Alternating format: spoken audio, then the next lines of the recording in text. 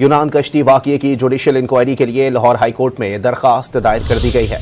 दरख्वास्त में मौक़िफ़ इख्तियार किया गया है कि वाक़ये की तहकीकात के लिए जुडिशल कमीशन बनाया जाए। कश्तियाँ डूबने से पहले भी इसी तरह पाकिस्तानी मर चुके हैं।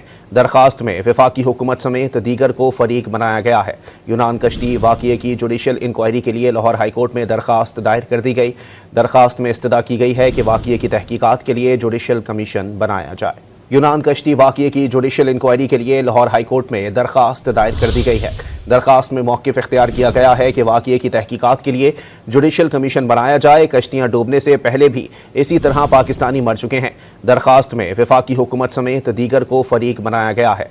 यूनान कश्ती वाक़ये की जुडिशल इंक्वायरी के लिए लाहौर हाई कोर्ट में दरख्वास्त दायर कर दी गई। दरख्वास्त में इस्तदा की गई है कि वाक़ये की तहकीकात के लिए जुडिशल कमीशन बनाया जाए।